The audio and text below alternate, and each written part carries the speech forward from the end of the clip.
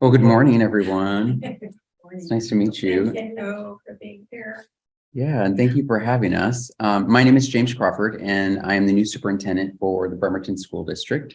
And My name is Iva Scott, and I am an assistant superintendent, mostly teaching and learning side of the house. And this will be my 7th year with Bremerton. I was in Bremerton prior for a little bit of time, and then had some other experiences in other districts and overseas, and now I'm back to so, where I think I belong. yes, you do belong. Thank you for having us. Maureen sent over some questions that you all put together for us. And so feel free to chime in and ask us questions as you have them. But one of the things that we talked about was really getting to know a little bit about me and getting to know the entry plan that I developed. And there's some copies. I brought 5 copies. So you pass those around a little bit. And I'll explain that.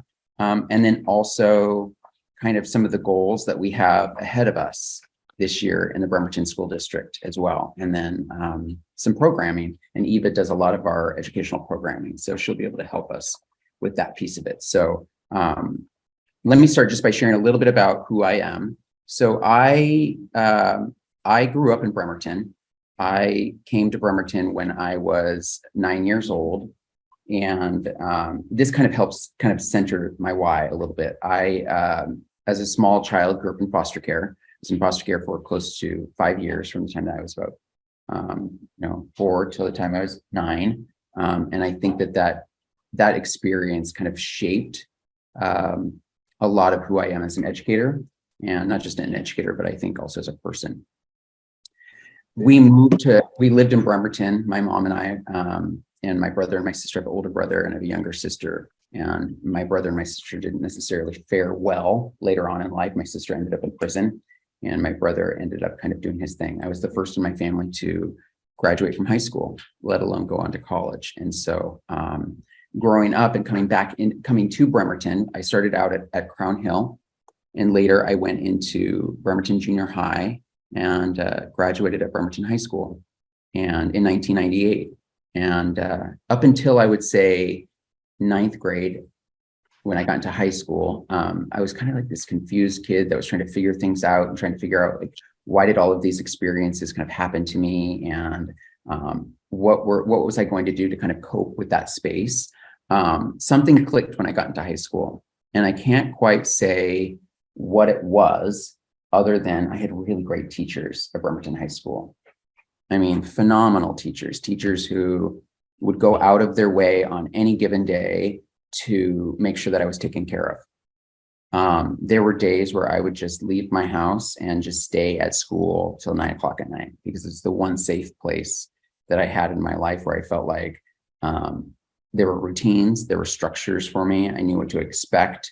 There was accountability that was associated with my space. And so, and there were just people who cared that were wrapping their arms around me, that basically said, there's alternatives to how you want your future to look and sound like, right? Like, there are ways to become successful. And for a kid that grew up in poverty with very little, right, whose mom was going to the food bank, who we were on welfare, we had to put plastic on our windows to keep heat in because we didn't have enough money to pay for the heat. That dream just was kind of like out here. It was like, what do you mean I can do that? And then I started to kind of deconstruct my world a little bit in high school. I'd go over to friends' houses and I would say, how is it that you can live the way that you live and I live the way that I live, and I didn't do anything bad, right? Like, that's what's going on in my head. Because you're trying to figure the world out. You're trying to figure, okay, there's this concept of right and wrong, and I'm doing the right things, and yet I'm still living in this space, and this doesn't make any sense to me, right? And it isn't until later on, obviously, that you grow into understanding that the systems are designed to get the results that they get. And that it's our jobs as adults to interrupt that system, to make sure that the kids who don't have a voice, or whose voice isn't yet where it needs to be, or they don't know how to use it correctly or responsibly, can find that voice and can do something with it. That's our responsibility as adults. That's what I believe as an educator. So when I left Bremerton High School, what was instilled in me was the importance of critical thinking skills. was the importance of being curious, was the importance of analyzing your world and deconstructing it, and not being afraid of divergent thinking, and not being afraid of the fact that we all have different experiences and mental models for how we sift through life. And all we're trying to do is figure out how to cope through it together, right? And that's like, for me, we were talking about this, we went to coffee beforehand. That's like the great wonder of life for me, is like, every day I get up and I'm trying to be as curious as I possibly can, you know? And I think we all do. We all get to that space. I don't know, I'm being emotional, but yeah. We all do. Yeah. But I think helping kids come to the realization that what they're experiencing in their life is real. It's real for them. The feelings that they experience are real. The misunderstandings and not understanding what the world is hitting at them at any given point is real. And we have to help them understand what that is in front of them, so that they can make better choices and they understand how to work through that. So when I left Bremerton High School, I became a teacher. I went to WSU and I got my bachelor's degree, and I started teaching high school English at Pullman High School. And that was at the point where I really realized, I need to be true to who I am. And so I thought I'm not going to be able to find a partner in Pullman. And I think I had come out later on in life because I was so afraid that the systems and the support mechanisms that I had built would turn their back on me.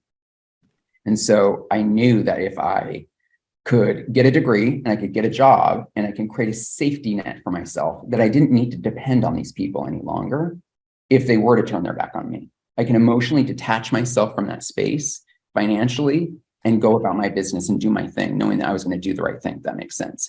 So I moved back over to Puyallup in Seattle, and I got a job in Puyallup, and I taught high school English and debate,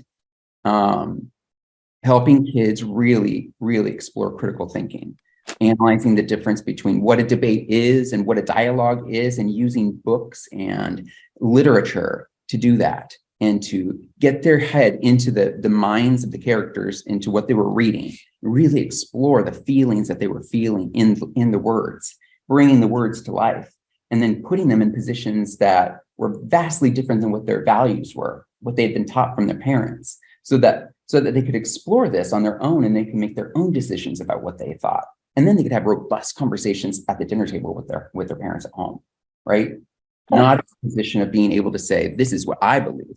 And so many times I would have kids say, what do you believe, Mr. Crawford? And I'm like, when you graduate high school, I'll tell you what I believe. But today, it's about you, right? I want to know what you believe. It doesn't matter what I believe. My whole experiences, my life experiences have centered my beliefs. My goal is to get you to explore what your life experiences have been that have led to who you are today, so that you become grounded in that space. And later became an instructional coach. I would say I wasn't a perfect teacher. I would say that I did good things, but I always had a laundry list of kids that wanted to be in my class. They were waiting to come into my class. And I thought, I'm doing something good. I'm doing something right here, right? If kids want to be in my class. So I had a great mentor, Scott Britton, who was the principal of Rogers High School in Puyallup at the time. He's from Bremerton. He went to Bremerton High School. His sister, Jill, lives in our community here. And he's like, oh, you'd be this great principal. So I just said, okay, I'll try that out. And I went to Federal Way. Federal Way was the most diverse district in the state of Washington, the 5th most diverse in the nation. And my passion has always been around social justice. It has always been about finding those that are most marginalized by the systems that have been developed to help them find their voice. That's it. It's very simple. And to teach them how to use that voice responsibly and to advocate for themselves. And so I did that, and then I became a chief academic officer, which is what Iva does. And now I am the superintendent, and I've been waiting for this moment that Aaron would be moving on to another position. And he was in this position for 10 years. And I thought, boy, he's never going to move, is he? But he did. And then I had the gift of interviewing with a phenomenal team at the central office, the district office. who is an interview that I'll never forget. It's very different than any other interview I'd been in, but I connected to them. The values were similar in nature. And I think every day we come to work and we continue to learn from one another. And it's not easy all the time, but I think that we're all in the right space and that I'm thankful for that. So, yeah. Yeah. And it's not easy for all the right reasons. That's exactly right. Right? Yeah. That's exactly right. Yeah. Anyway, sorry to interrupt. No, not at all. Not at all. So this is my entry plan, and you can find this online. But one of the things that I promised the board, and what was important for me, is that as I enter Bremerton, that I'm listening and learning, because I left Bremerton 25 years ago, and I never really came back after that point. My grandparents, who were really like pivotal to my life, who I miss dearly, said, "Go and don't come back. Like, go fly away and don't come back." But so one of the other interesting aspects of my background is that I was a student representative for the school board in 1997. And right now, school districts have just now got onto this idea of putting students on their school board. Just now. That was 25 years ago, Bremerton was doing this work. And I was one of those first people. So I always tell people I started education as a student. My education started as a student rep on that school board to understand the context of where a student voice, how important student voice is to our systems. And now I get to be a superintendent who leads on behalf of those voices and to center them and to bring them along, if that makes sense. So what you see on my entry plan is really a lot of who I am. They're my values. They're what are important to me. And they're the values that I learned in my experiences in Bremerton. Bremerton has always treated diversity as its greatest asset. It has always done that. It has always been a place of civic engagement. They have a constitutional convention at Bremerton High School that's been there since the early 90s, where kids are part of the process of developing the roles and responsibilities that they have in creating a culture and climate at their school, stuff that schools are doing today. Those are the things that I learned. And part of what I want to do is to remind our schools and our communities and our kids of those assets, all of the strengths that sit inside our schools. And so between the beginning of July till January, I'm really engaging with people. So I'm setting up time for me to go out and share just what I'm sharing with you, and to ask questions about where you see our successes, where you see our opportunities. And then if you were to dream up what you would want for our kids in the next 10 years, what would that look like in 2033? If I were to ask you what's one word you would hope or expect for our kids, what would that one word be? That's what I'm asking people.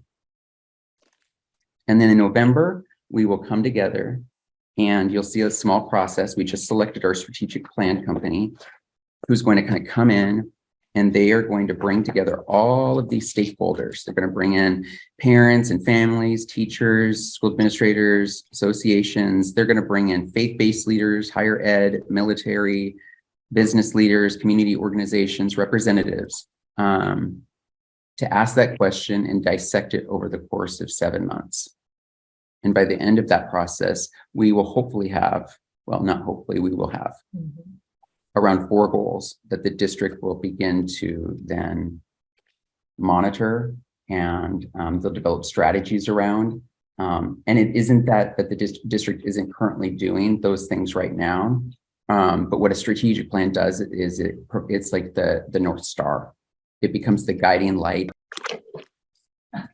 When we take a look at finances and things like that, we begin to really funnel everything. We become much more strategic in terms of where those efforts are going, so that we can monitor academic achievement and all of that. So this is really my year. In addition to that, we're kind of taking a look at our facilities. And right now we've had 3 community forums. There was a long-range planning committee that came, and they put forth some recommendations at the end of this last year. They analyzed enrollment in all of our schools. They analyzed the facilities, and they made some recommendations in 2 different phases. And in the first phase, they recommended that we rebuild Armijar, and that we rebuild U Ridge, and that we rebuild consolidated services, and that we do some additions to Naval Avenue and Kitsap Lake and some other things. And I can go into I can come back and do a whole presentation on that topic alone, and I'd be happy to.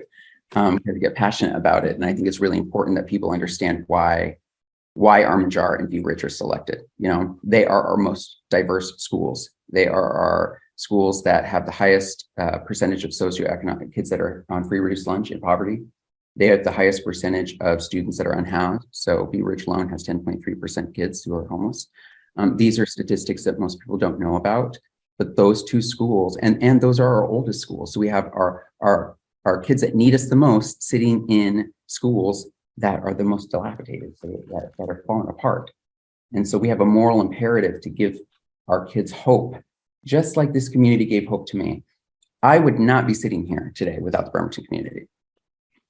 I would not have been able to pay for school. Like I was telling Tom Long at the Boy Scout thing just the other day, I have certificates with his signature on it from Rotary, where they gave me $3,000. I want to come back and say thank you. This is the product of that gift that you gave me 25 years ago. It didn't go unnoticed. Like it went to something. And so keep doing that because our kids need that. We can't be successful without it. I kept every certificate and they're in my office and they hang up, didn't I? I have it all and I'm ready to just say thank you, you know? And let's do something. Yeah. Just quickly, in November, this is an outside strategic plan company that the district has hired, correct? That will be inviting all these different organizations. Okay. Yeah, the company that we're looking at is called Performance Fact.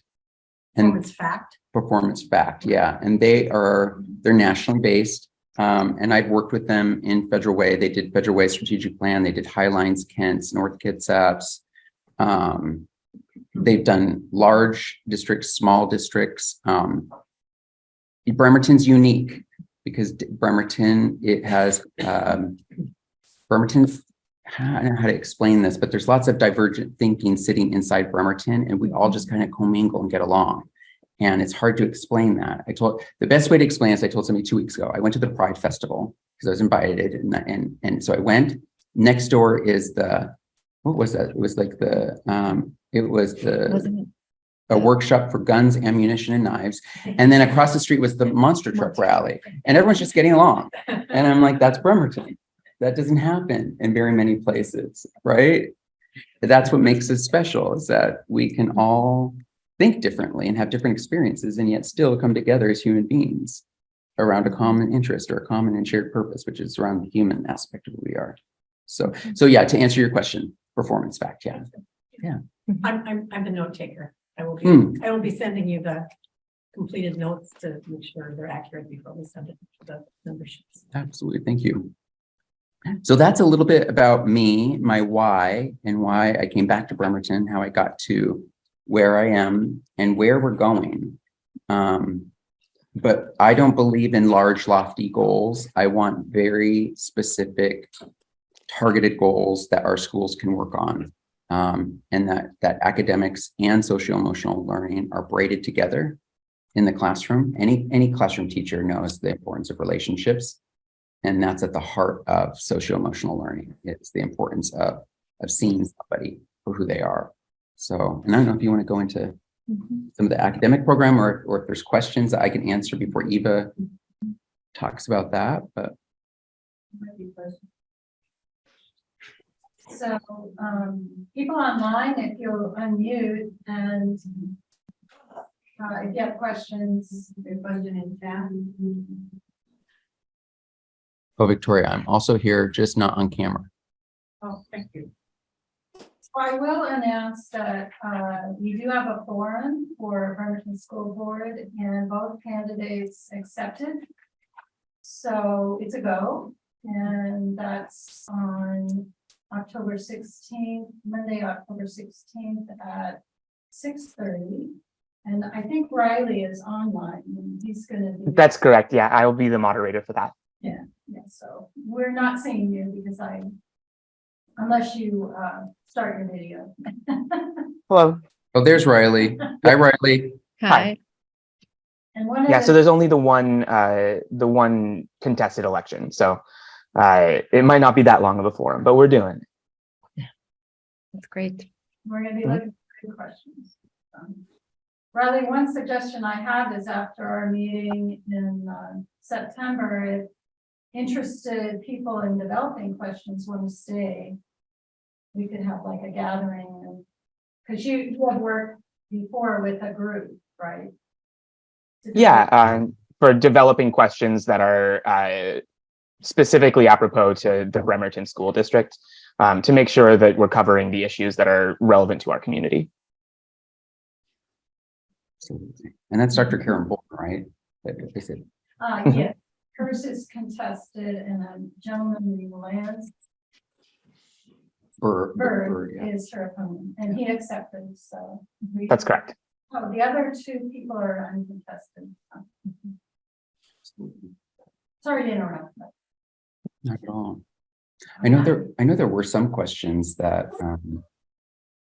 I don't know if some were related to, I think, the board and superintendent relationship a little bit. We spent some time, myself and the board, in a retreat this summer. And as part of that retreat, our goal was to get to know one another. You know, what are our values and where did we come from?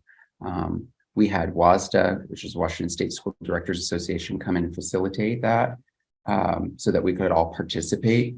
And that's best practice for the first time, is, you know, new member, new team type space, and really understanding the roles and responsibilities of the school board and that of the superintendent, helping all of us understand that, you know, the school board sets policy, that's their role, and that the superintendent and their team operationalizes that policy and puts that into practice. And sometimes those roles and responsibilities can get blurred, particularly with people who have not served in a board space before, where their idea of the scope of that work is vastly different than what they're allowed to do or what they ought to be doing, if that makes sense. And so anytime somebody that's new that's coming into a school board, there's training that's involved to help them understand their lane so that we can get things done. And it's not just about the lanes that separate the two roles. It's also to protect the organization, if that makes sense. So. Can you delineate a little bit from this area? Oh, okay. I mean, Yeah, so the school board typically does what's called the what. So they set policy that allows us to then operationalize that policy. So a policy could be anything related to search and seizures of students, instructional materials, identifying instructional materials, adopting those materials, the kinds of materials that we're looking for. Once that is in policy, then what we do as a team is we unpack that policy. Say, okay, now how does this look? How are we actually going to bring people together to put this into practice, if that makes sense? And that's at its most simplest form, those two are separated. Sometimes if the roles and responsibilities are not defined as the what and the how, board members in some places will get into the how. They will start to direct the operations on how it needs to be done and what we need to be focused on. And that's not their role. Their role is really to be fiscal stewards of the public, to represent the voices of the community and make sure that the policies that are coming down from the state all the way down to the local level are being done through the lens of the construct of that community. You can take any law across the state and put it in any community. How you do it in that community is going to be vastly different based upon the needs of it, the community, the values, right? So what I do in Seattle, if I were to do something in Seattle, it may be very different than how I do it in Bremerton because of the way that the two communities operate. Yeah.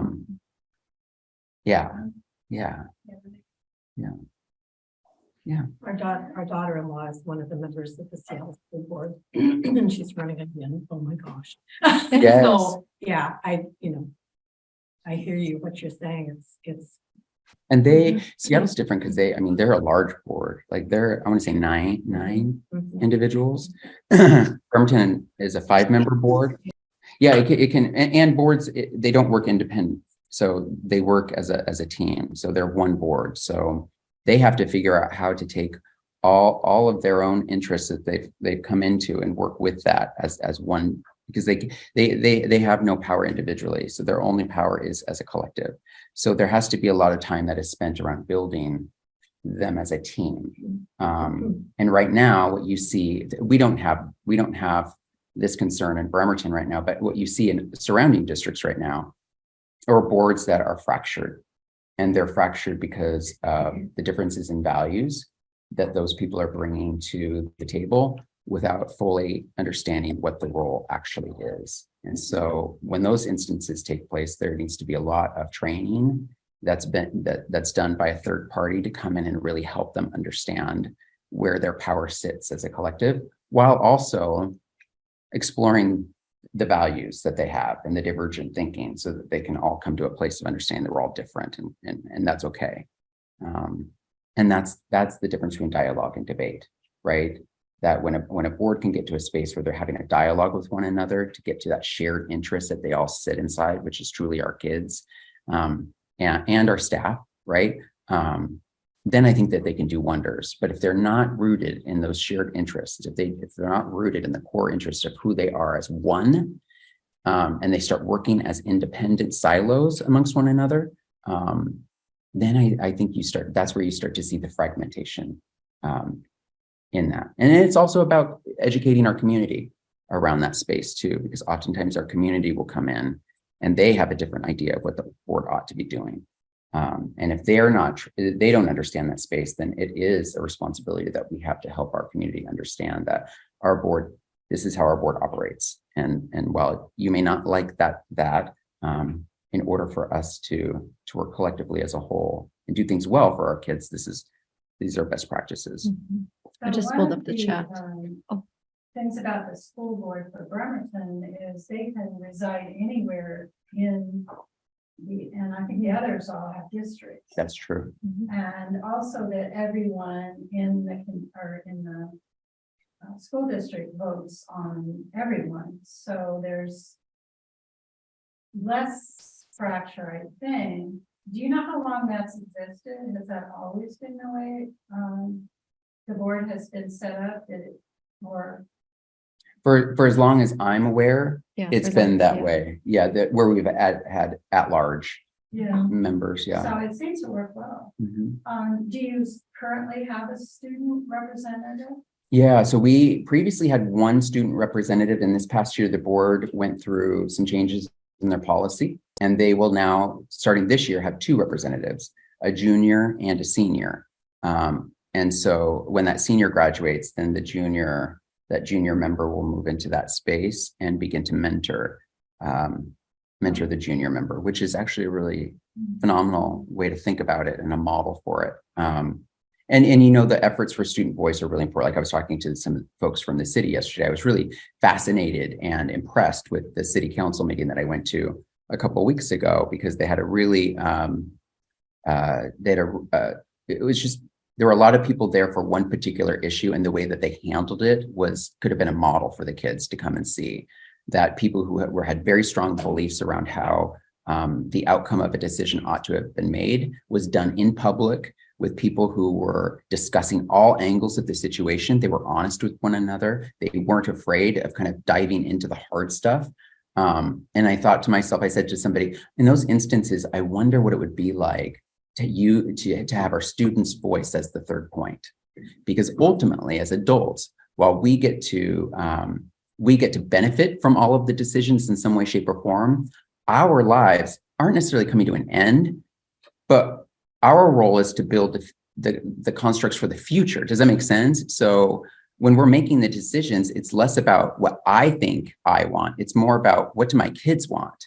Because they're the ones that are going to benefit from the future more so than I will. Does that make sense? So in those instances where there is a hard decision to be made, why not call on our kids to say, what do you think? What would you want us to do? What do you want to see for your kids in 20 years? Because we're building something that we're building for something we don't even know is going to exist in 10, 15 years. We don't know. Who knew that we would be in 2023 today where we were in 1983, which is just 40 years ago, right? Nobody knew in 1983 that we would have the technological advances that we have today. That was an analog era. We're in a digital era. 40 years from now, can you imagine where our world is going to be? It's different, right? And so we have to be calling on our kids to ask them, what do you see for your life in 40 years? So is the student body electing those representatives to the school board? There is I don't know if this is new, but there's an interview process that they go through. With the board? Yes, with the board, yeah. Yeah, and it used to be elected because I was elected by the student body. And so I don't know if there's a combination of that now. Do you know more? I'm thinking about, I know that next year, both of the representatives are also part of the ASB Yes, in some shape or form. But I believe that the application is open yeah, it's an open application. and it's a 2-year commitment for kids. Yes. So one of the things that we've been looking at are comprehensive plans, because the county has, the city has, and everybody is working on a new comprehensive plan. And it's projected that Bremerton will increase in, they're supposed to absorb a large amount of the increase in population. Like Bremerton would go from being about 42,000 to maybe 60,000. And how can the schools prepare for that? I mean, so many times you build to capacity and then by the time it's finished, it's not big enough. Yeah. So So what had happened last year is, so there was a long range facilities planning committee that came together. And one of the things that they examined with demographers, which is best practice, is to look at what you're describing is what is the city, where are they looking at building multifamily complexes and housing, single family housing, where are those concentrated?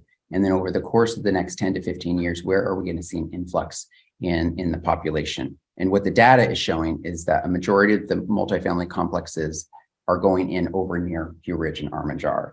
And by 2033, both Armijar and View Ridge will be overutilized at 113%, meaning that there's not enough capacity for the kids that will be there. And so what we also know is that you couple that with time, because time is of the essence. You know, you have to get a bond passed in order to do any sort of modernization or a capital levy, or to rebuild those schools, and garnering community support so that they understand all of what you've just described is difficult. With a bond, it requires a 60% supermajority in order to pass. For a capital levy, it requires a simple majority, which is 50%. We also know that the time and place for that to get to move forward in the way that we would want it to move forward is in February or in a November vote. And so right now the board is really kind of out there in the community, asking the community, well, what do you think that we ought to do with this conundrum that we're in right now? Because if we wait any longer, then, and it takes 4 to 5 years to build a school and you can't do them all at once. We don't want to get to 2033 and not have a school that's ready for what you've just described. So we're literally right now at the table mapping this timeline out along with the complexities to say, okay, what's the best case scenario that we can bring forward to voters? So Bremerton still owns a land right by the Warren Avenue Bridge that used to be Olympic Field. Yes. Is that considered as a potential site for building a new school, or would they? Olympic View. Is it Olympic View? Or is The it View old Ridge? junior high. The old junior high? No, when the we Olympic- first came, there yeah. was an elementary school, Olympic View, that was by the Warren Avenue Bridge. It's a big. empty It's a lot. corner lot. I don't believe the district owns that. The district owns the property where the old junior high. Where the gymnasium And is the now? gymnasium is, Okay, but so the where- lot that's kind of like sitting up higher on a bit of a So hill. someone else, because there was a school there. Yeah. My daughter went to kindergarten. Yeah, there was a school. I thought the same thing, and we can confirm, but I inquired about that about 5 years ago when I But first Olympic joined. View then moved to where the middle school is now, and that Yeah. building is Yes. coming down. And there's that very large grassy area that used to be the elementary school. The old Olympic Yeah, View. I yeah. do not believe that the district owns that. It may have property been anymore. leased.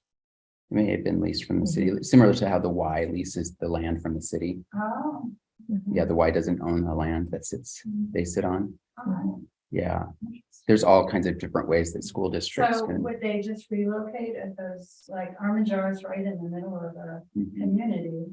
Mhm. I don't know, View Ridge is sort of off on its own, doesn't?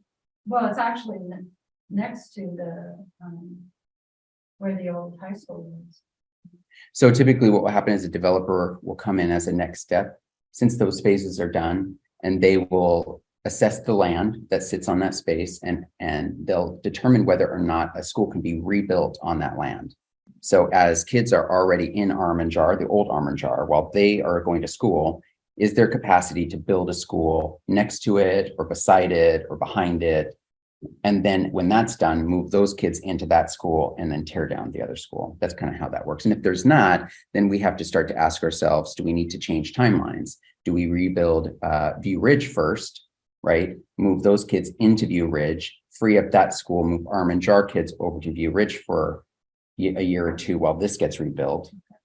Or there could be options where, there's many options that you can use. So the long range planning committee kind of explored a bit of that, and you were on that team, so you could probably describe kind of your experiences around that. But Yeah, and I was just gonna say, we didn't quite go into that. It was more looking at the facility, Yeah. identifying which need to be addressed first and in what matter. Is it a matter of modernization or replacement, depending on the age and the facility and the usage?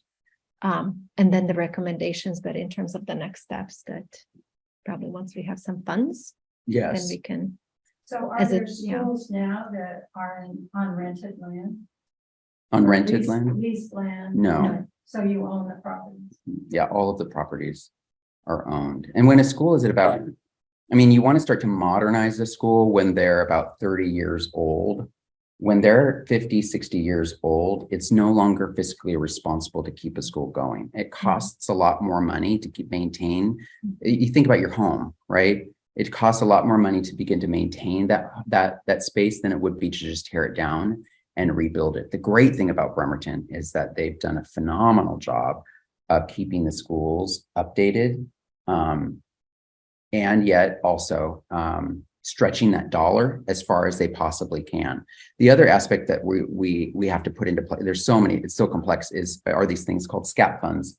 SCAP funds are school construction appropriation funds. Basically, the state will come in and say, if your school is of a certain age, at that year it turns that age, we will give you money, a percentage of money to replace that building. And so you want to capitalize on that money to be fiscally responsible. View Ridge, for example, will qualify for SCAP funds in 2028. So we have to time all of this out and really say, okay, and it's about 20% of the cost. So it's not a small number, if that makes sense. An elementary today costs about $40 to $45 million to rebuild. And inflationary costs are also at 5% each year. So the longer that we continue to wait, the more it's going to cost our taxpayers to keep these buildings open. And it's a matter of helping our taxpayers and our community understand that. Not to mention, it's the right thing to do. One of the questions I keep getting is that I ask people is, do you bring your kids into Bremerton? And a lot of times I'll get, no, I send them to CK. And I say, well, why are you sending kids to CK? And they're like, have you driven by our schools? CK has these beautiful new schools. Most families are coming in, they're driving by their local community school. The first thing they're asking is, where is the value placed? Do they value education here? Do they value their children here? And they're not looking at the programming. They're literally, the first thing that they do is look at the aesthetics of the school, because that tells people where the money's going, if that makes sense. And so CK has built all these beautiful schools, and they're willing to drive their kids all the way down that road and spend 30, 40 additional minutes to make sure that their kids get an education in a place where their kids feel like they belong, and that they're seen and that they're valued, and that there's a sense of that space there. And I just think that the time is right to start doing that. Like, Bremerton is poised for something great. We have such an opportunity that sits in front of us. Did you say that, 2028, both those schools will be eligible for the SCAP funds? View Ridge, I don't know just yet about Okay, Armijar. I have to look. I think yeah. Armijar is 2025, I think. Okay, yeah, within the next few years. Yeah, Okay. yeah. And again, I'm happy to bring Garth to the next meeting, and we can go through the whole PowerPoint that we've been doing. Oh, okay. It's already developed, And so, yeah, we'll be going around on a road show to show it to everybody. So we'd be happy to. Yeah. Maybe that- Oh.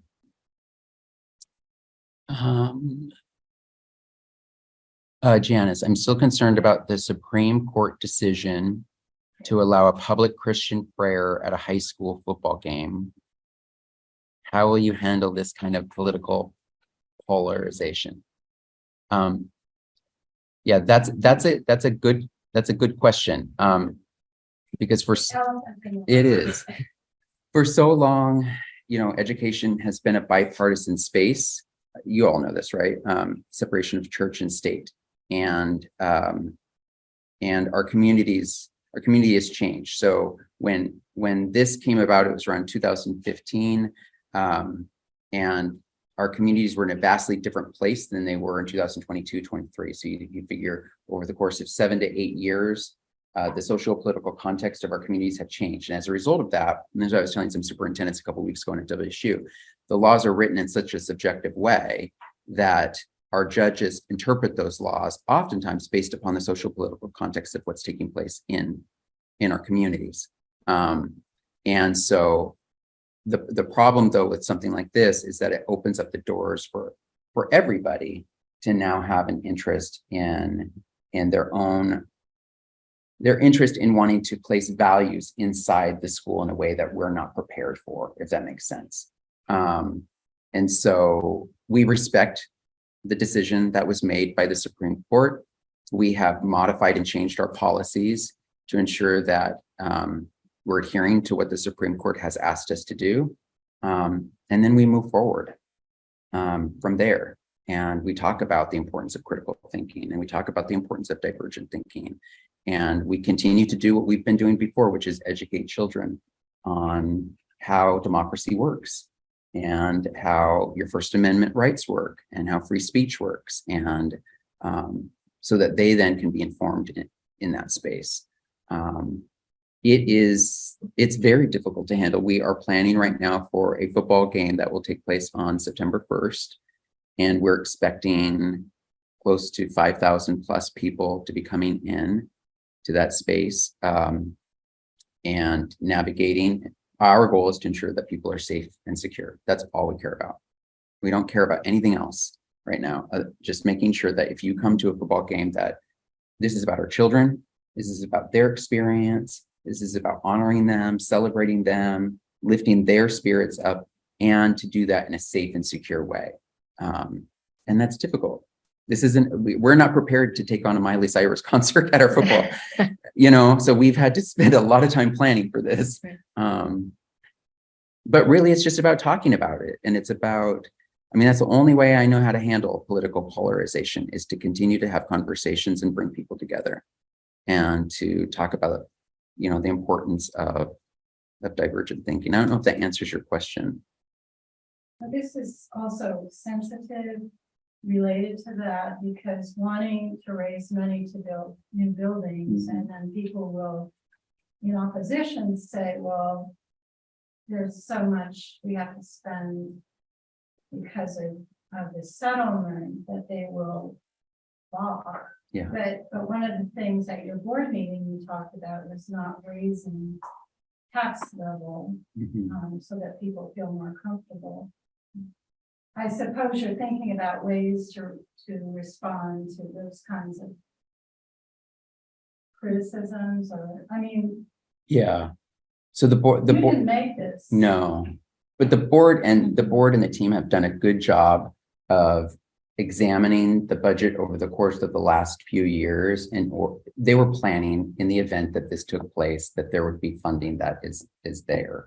And so they were fiscally prudent. They were responsible with that fund, and I commend them for doing that, because many people wouldn't have done that. They would have just been like, oh, we're going to win. But they really kind of set aside a small little rainy day fund in order to make sure that those dollars are covered. At the same time, what you've just described is that with the growth that's taking place in the city of Bremerton, tax evaluations have increased. And as a result of that, we can bring in more money based upon how based upon the evaluation of our homes than we would have been able to 7 years ago. And because of that, with a bond or a capital levy, we won't need to increase taxes in order to rebuild View Ridge or Armor Jar, which is a huge asset to how the district has planned for this. Like, that's amazing to go to your voters and say, yes, we have phase one, we need to rebuild Armor Jar and View Ridge, and it won't cost you any more money. If you just vote, when you vote yes, or if you vote yes, know that you're not paying anything additional to the space that you were paying last year. That's a pretty big deal. So one of the questions, you really have covered most of what people were asking, but one of the ones is Bremerton School District has partnerships with Peninsula Health that see that you offer Hazel Health and Gaggle telemedicine. Can you tell us how many students and families are using these services and how they are working? We hear so much concern about the mental health of students after the pandemic. You want to tackle that one? Me too. Yes. I think the big picture is about what James was talking about earlier. What's important is both the academics and the social emotional health of our kids, of our community. And I'm just thinking back to even how we started today and the fact that, you know, there was a different group in here and how dysregulating that was, right, to get this meeting going. And we are all well-regulated human beings that have safe home environments that are connected, right? And so when you kind of go back to some of our students and the environments they come from, how essential it is that we make sure that all their human needs are met, right? And those that have less access are more than likely the ones that need access more. So just our role becomes about eliminating barriers and making that access as possible as we can make it. So that's where Peninsula Community Health comes in, and just having a school-based clinic so that any one of our students can have access during the school day to services that are available in our community. And also realizing that sometimes even getting to that space is challenging. So we have Hazel Health and Gaggle teletherapy. Now, while they may seem like they're similar, there are similarities, but there are also differences. Gaggle teletherapy serves adults because we know that our adults are struggling also. And so this provides services for our staff. They can access it for free. We also have in students, and I don't know if you know, but in the state of Washington, there are laws regulating how old you have to be or can be to access services such as mental health services. And in our state, it's 13 years of age. So some of our kids are not driving, but they're realizing for whatever reasons, some may be COVID related, some may be this complex, a dynamic that is kind of sociopolitical dynamic that is happening in our world, and they're needing help, and they can't always get that from the home environment. So having access to either Gaggle or Hazel Health, and Hazel Health also has yet another layer. We can use it during school hours or after school hours to keep kids in school for minor things. So basically, Hazel Health is not just telehealth that is on the mental health side, but it's also physical health. So we can have, a student in a school setting who's got a tummy ache where a nurse can't help with that. We can actually dial a physician, get on like an iPad on the other side in a private setting. They provide service and a kid can get support while in school and go back to class. Same can happen after hours until 7 p.m. If kids are not feeling some cough or have I have a sore throat or what could be they can see a physician and potentially be prescribed some medication that our nurses cannot prescribe. And the kids can come back to school first thing in the morning rather than calling the physician's office, waiting for a time to be seen, or going to urgent care, which has an impact on insurance for families. And we're finding that has been a barrier even for some of our families that have insurance because of the either deductibles or co-pays. This is reasonable, and it really is about addressing the needs of a whole child. And a lot of people will, I've talked with a lot of people who are trying to grapple with why would we be teaching socio-emotional learning in our schools? And I tell people, this is really about relationships. That's what that is. When you think of social-emotional learning, it's fundamental core is about relationships. You want to develop relationships in any context that you're in, regardless if it's a classroom, your family, at work. Those things are important. Every interaction that you have with someone is going to tell them whether or not they're accepted or belong into your space. And and we've been doing this as teachers since the time of day, you know what I mean? Since Horace Mann developed public education. So this isn't a new concept for us. Now, has it been more pronounced because our communities have been dealing with things that they haven't dealt with before? Absolutely. Are our adults more dysregulated than they would have ever been before and they're lacking the coping skills, the positive coping skills that get them from point A to point B? Absolutely, they are. And so we do have to do our due diligence to make sure that not just our students are taken care of, but also our staff. Like when our staff comes in and they are having a bad day, the first question we ought to be asking is, what happened to you this morning? Like what happened?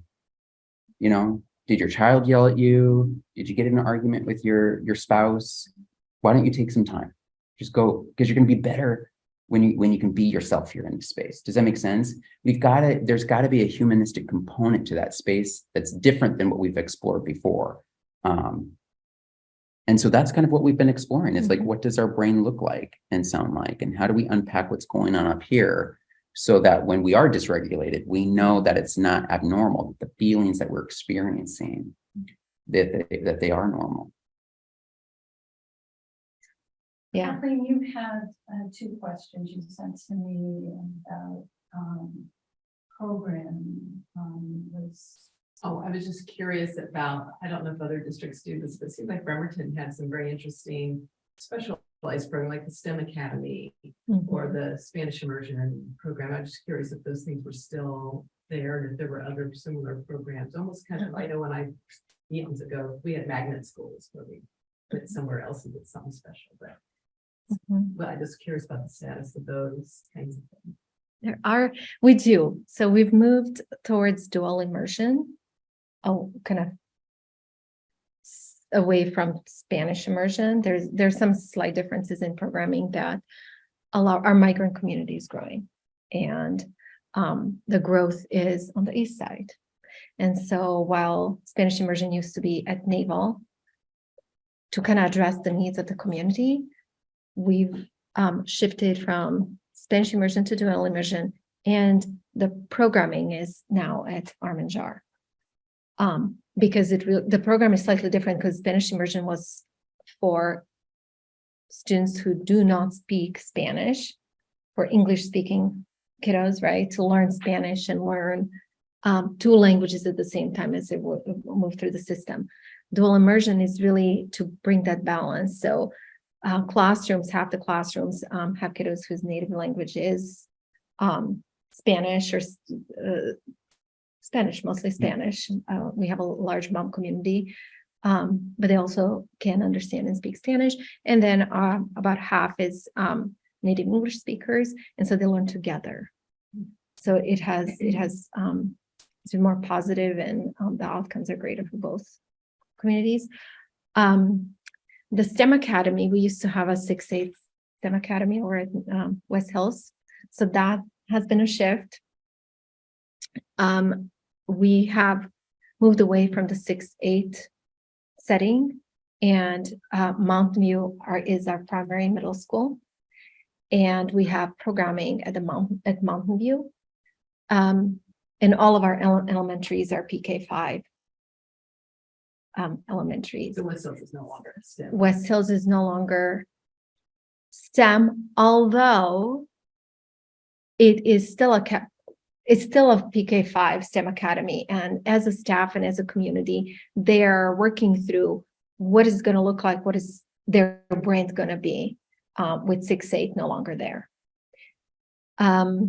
We also have the View Ridge Arts Academy, and that remains to be just a really, really strong space where really the kids are thriving in the creativity, the curiosity through arts and movement, and continues to be a space that's kind of developing.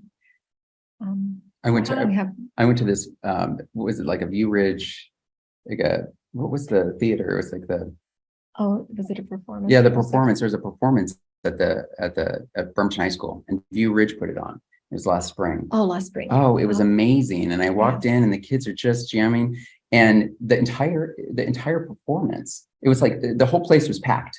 And I'm like, who pays for this? And they're like, no, this is private funded. Like the parents in that community are paying for this performance. To walk into the huge pack at Bremerton High School and see all of these parents and community for an elementary school that's not being funded by the school system, that tells you what they value in the community of View Ridge. That's really important for them. And there's a lot of people that will say, the up and coming generation is the artist generation, and if you look around, you start to see that taking place. Our kids, and the importance of play and the importance of arts and being parts of activities and athletics. Again, that's another thing that I think Bremerton does really, really well, is that kids have a well-rounded experience. Yeah.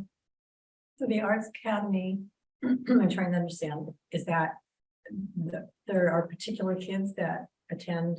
It's school-wide. It's school. So View Okay, Ridge Arts Academy Okay. is the name of the school. And I see. arts is at the core of what happens. So when it comes to instruction, it is through the lens of an arts community. And there are performances that as a community, they put together, and all students participate to an extent throughout the year in their multiple performances that they have. Okay, and then the STEM Academy is now It's an elementary school. elementary in school-wide. the district. Mhm, Okay, mhm. thanks. Yeah. And then at the secondary level, that looks different with the pathways and options and alternatives through Western Tech and Renaissance and some of the CT programming at a high school.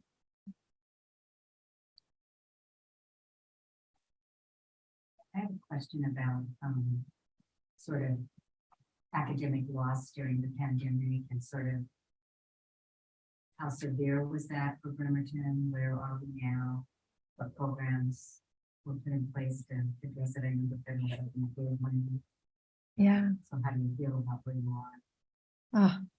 There's a lot of room for growth, I think, in terms of where we're at. We just are going to be unpacking our most recent set of data. And I think, it's like, I struggle with the term academic loss because the kids were never really engaged in learning to the extent that would have been. So that loss is really grounded in lack of experience to learn, right? And so they're not, academically in what we're measuring where the standards would expect in this system kids to be. And that's across our nation true to be the case.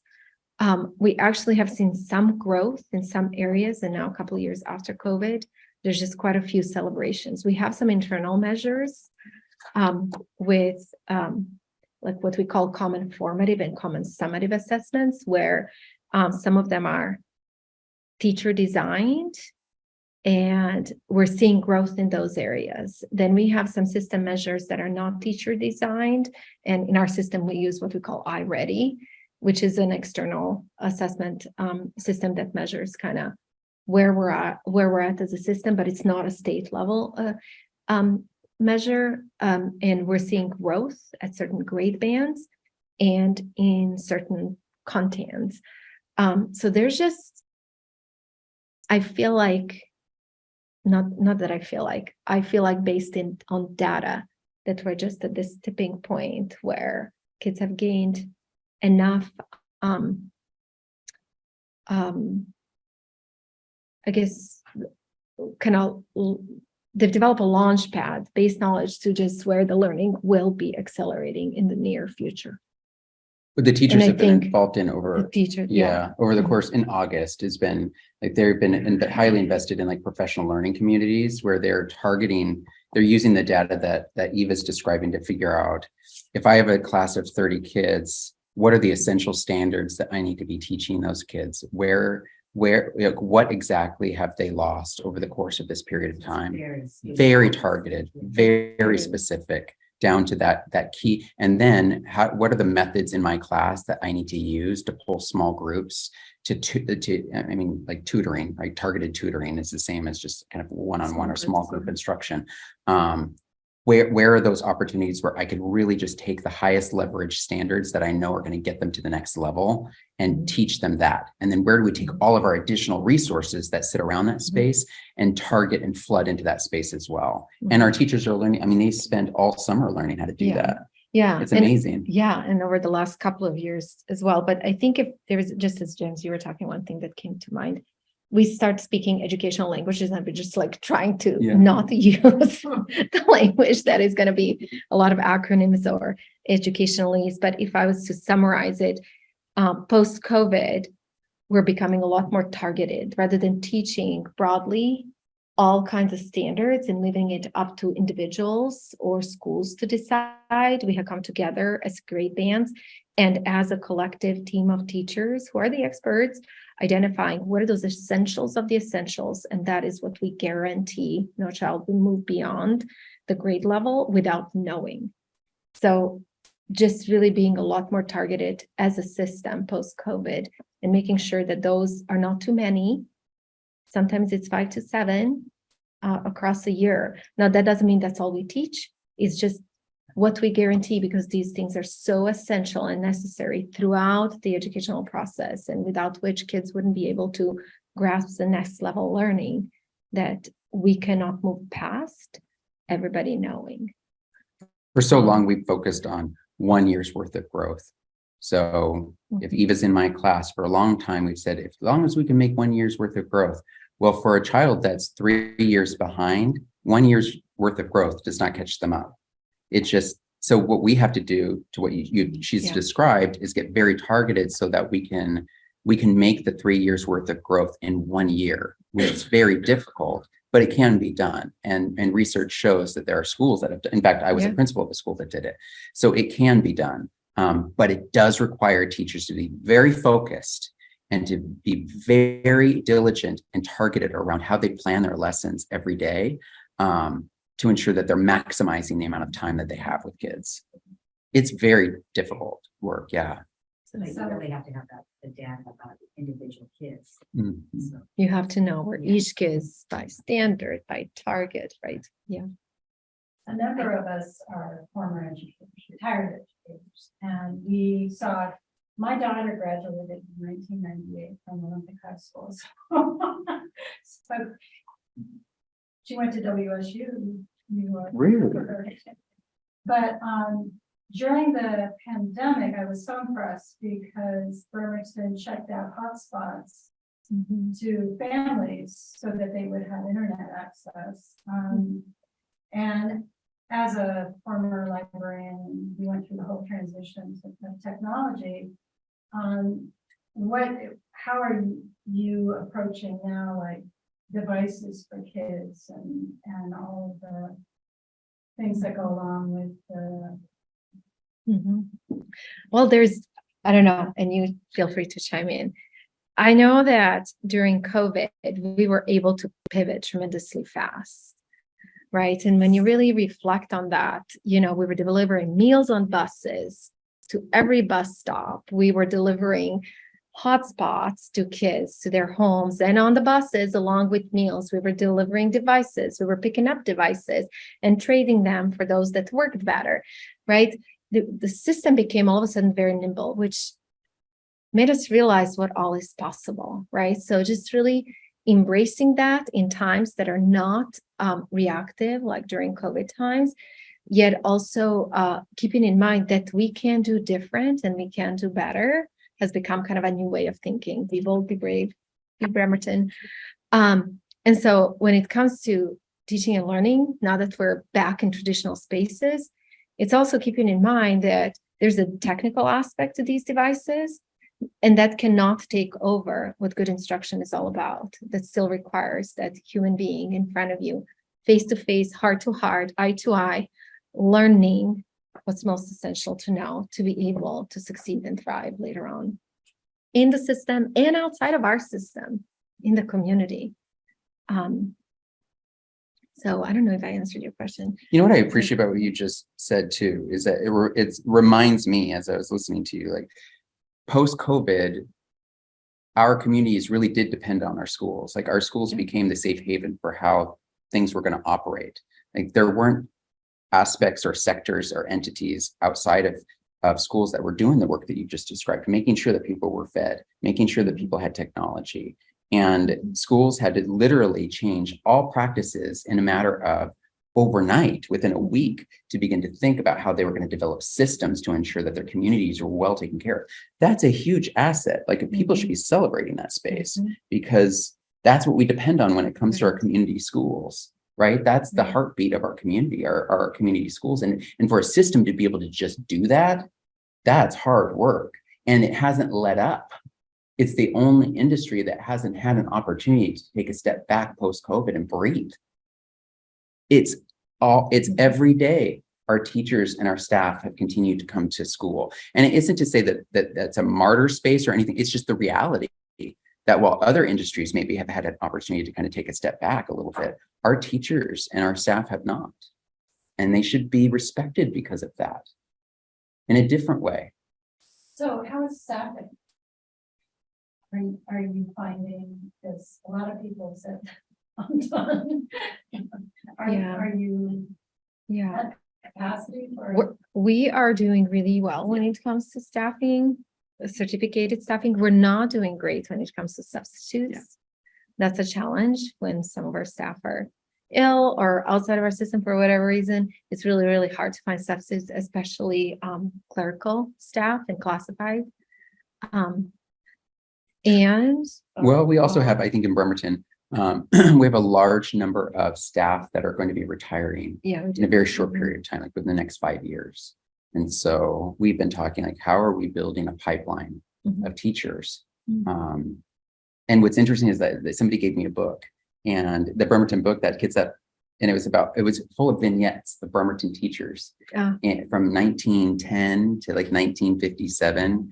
Like around that time, the Retired Teachers Association in Bremerton came together, and they held a big event at the high school over on the east side. And they said, we are struggling getting teachers, and a lot of us are going to be retiring, but we want to capture the stories that we've had.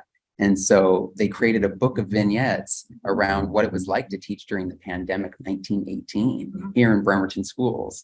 And it was just, it gives me chills, because it's like, we're in that same place right now, where it's like, how do we take all of the knowledge of our experienced teachers who are going to be leaving us in the next 5 years and capture that for our up and coming generation and continue the ideals of what democratic schools are all about, which is what Horace Mann's vision was. Like, how do we do that? That is a task that we have to begin to think about, because we're going to have a lot of openings. And how do we build our own in our community? How do we continue to allow people the flexibility to say, you can go fly and take on the world, but then when you want to come back and take all the skills that you've learned, we'll welcome you back. Or if you want to continue to stay in our space and give back to our community, you have that opportunity when you graduate.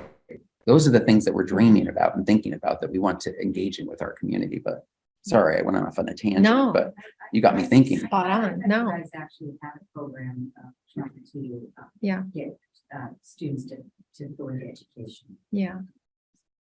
We did, and we're going to be reinvigorating that program. I mean, there are some real technical barriers, right, when it comes to certifications required for the teacher that teaches that program.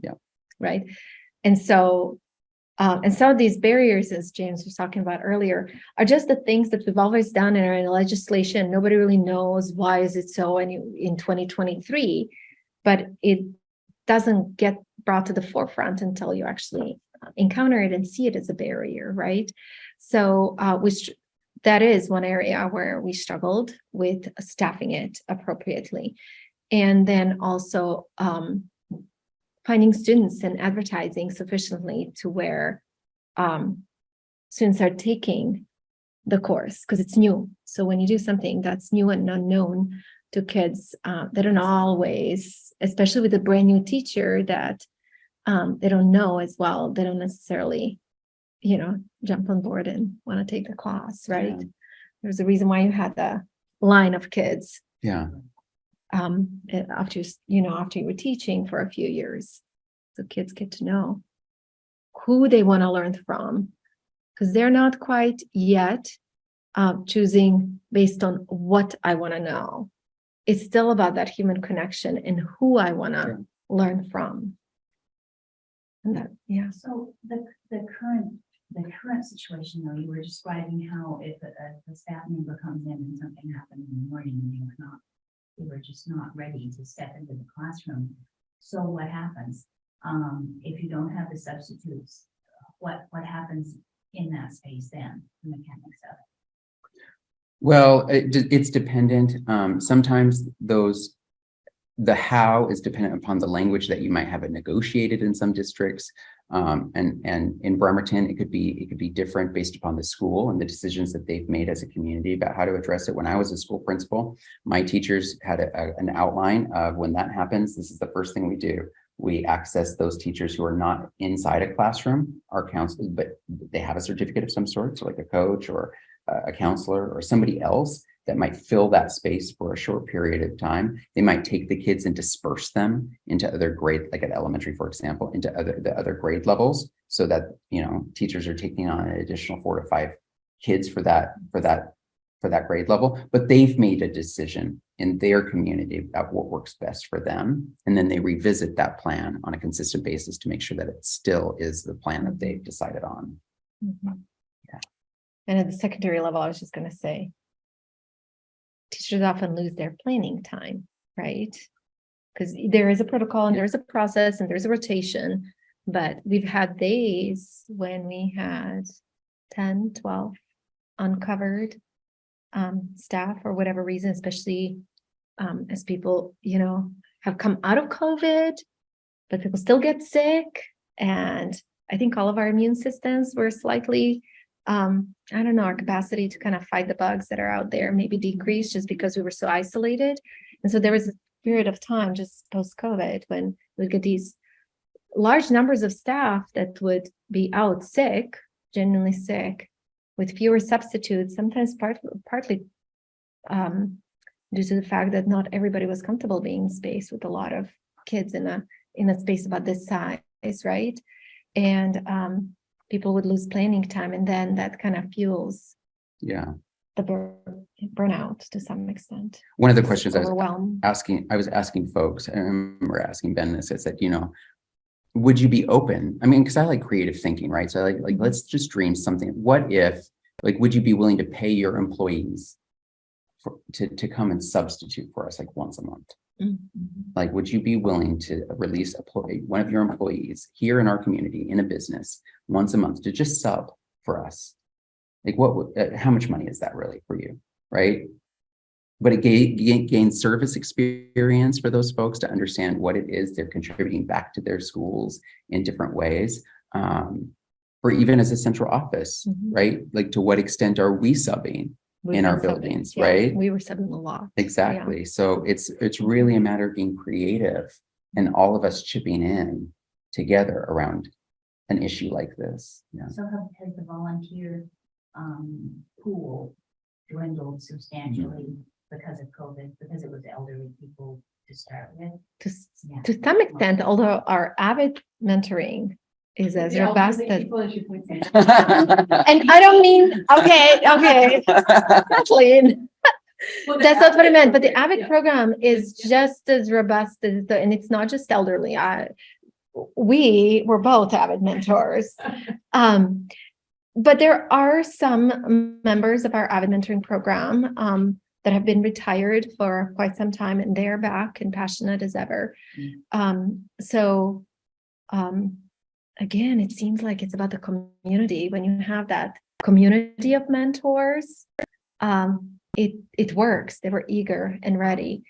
But if it's a single volunteer, and they make it very easy to do it. It's very organized and and you know exactly what our commitments are, so. it's Sure. very easy. Yeah, yeah.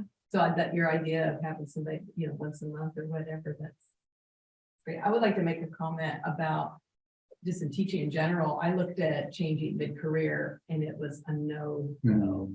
I mean, I was looking at 50% pay cut. I mean, it was Wow. a no-go.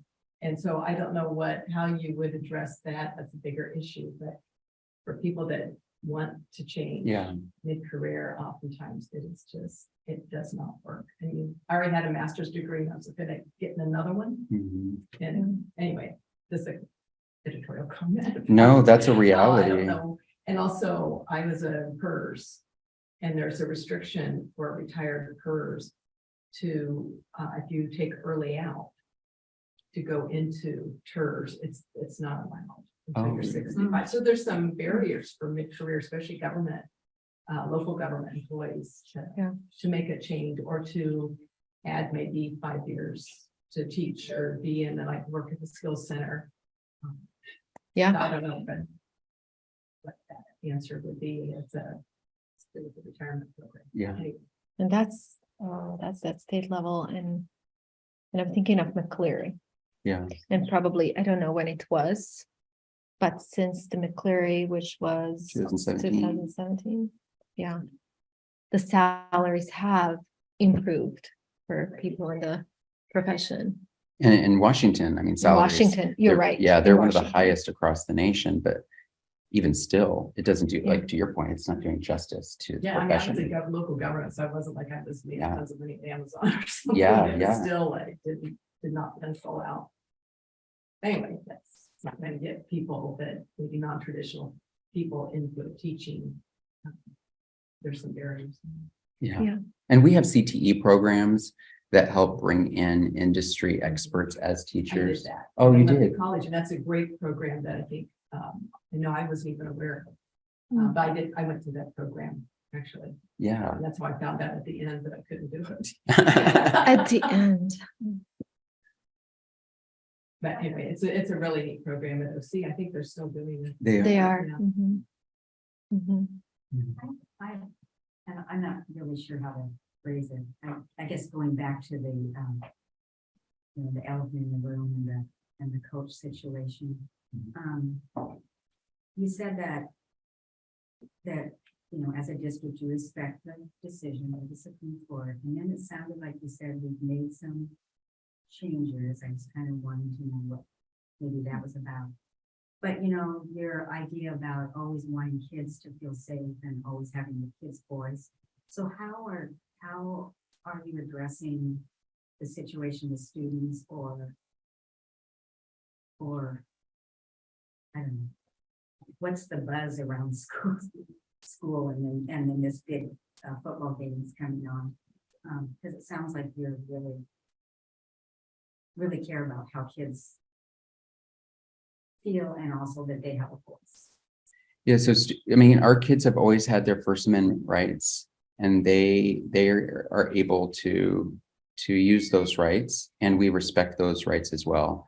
I'm always like when I'm thinking about the Supreme Court case, I'm always thinking about this concept of power, and I'm thinking about the positions that we're in and how we use that power over the influence of our children and their minds and their hearts. And when I think about safety, I think that sits inside that space and resides inside that space. To be honest, I'm not focused on that because I'm not going to give it any sort of tentacles. As a superintendent of the Bremerton School District, my job is to make sure that our kids receive an academic and that they come to school, that they're happy, they're joyful, that they belong, that they're respected, that regardless of where they come from, regardless of what values that they have, that they can show up as who they are as long as they respect one another. Mhm. It's as point blank as that, and that we are there to teach them life skills, academic skills, socio-emotional skills, cognitive skills. And then we've talked about this. Like I've not put a lot of attention into that space. It was, I just started July 1. Yeah. And so, I get that. yeah. And so I don't know if you want to try and tackle that question since you've been here a lot. Yeah, and I was not actually even here when when whatever happened, and I think I was more just feeling like, where are the kids? How are the kids? I don't kid, We don't kids care. don't know. They don't. Okay, they don't care. They Okay, don't that's good. care. That's It was Yes. so long ago. It They don't was- even know who he is. To them, yeah, they don't know. They don't know. Yeah. So, I mean, we are planning for the first game because we're hearing just by phone calls That's what I was and wondering, ask for how we were tickets and doing. blocks of tickets, and we don't sell blocks of tickets on the phone, right? But through these inquiries, we believe that there's going to be the audience is going to be larger than our typical Bremerton audience and our typical parent community. And so we're planning for that and making sure that we have enough adults and that it's going to be a safe and environment. Yeah, and that the focus is on the game and the kids. PTA is gonna make out in their little They're going to They make out. are. concession stand. I know. Are. Is there gonna be press? I mean, are you hearing? Yes. that There's gonna be a national. press? Yes. Yeah, there'll be a press section. Yeah. And so Ryan Nichols, the principal, has done a great job of mapping all of this out and literally like blowing up the space and putting people in zones and making sure that we have enough crowd control for the number of people that we're planning to have show up, that we have enough police presence and canine units, and putting restrictions on bags that are coming in, restrictions on the number of tickets that we're selling each Yeah. day. And making sure that we have enough signage, and we'll have trainings. We have trainings that are scheduled. All of our principals will be present. All of our elementary principals will be, everyone will be there. And so he's just done a really good job of putting together a plan that I think is going to help us be successful that night. And then there are obviously other things that we can't prepare for, but we can mitigate as best as we possibly can. And we've had discussions with, Ryan has had discussions with Joe Kennedy face to face to ask him point blank, what are your intentions around this? And what can we do to be working together to make sure that everybody in that facility is safe and secure? Because that's our number one goal. That's it. Yeah. We don't care about anything else. Just make sure the kids have a really good game, that it's about them, and that everyone leaves with a smile on their face and had a really good time together. That's it. As simple as it sounds, it's so complex. It's a- yeah, it's a- Mhm. Lots of parts. to make it. Yeah. Yeah. Yeah. This has been awesome. Thank you. Thank you for having Thank us. Got a kind of rocky start. No, it I was don't think it wonderful. is. No, It that's was what we great. say. It's like, it's human. We can't always anticipate know. everything. And I like things to work. so just so you know, whatever we do with kids, with model with our adults. And one of the things that we do each time when we start with our adults is we start with what we call a brain smart Yes. start. Do you And wanna- it has 4 parts. Yes, I could share. It has 4 parts. There is some kind of activity to kind of unite us as a team before we get started. We do some kind of activities to disengage stress because we're all walking in. Who knows? There might have been a crazy driver. I might have been the crazy driver. There might have been something that happened at home with a kid. I might be running late. I might be walking in from a heated meeting. We all carry things and we're all walking into the next space. At times more elevated than we'd like to be. So we always plan for a way to disengage stress. Oftentimes it's a kind of breathing that kind of uses the whole total body response. We do some kind of activity to connect, something to kind of connect eye to eye. There's some kind of touch, whether it's a fist bump, elbow bump, something simple and quick. And then we all and this 4-part start with a commitment to our time together. And depending on what we're doing, that commitment might be different. So, and it's important because, again, we're embracing neural education in our system.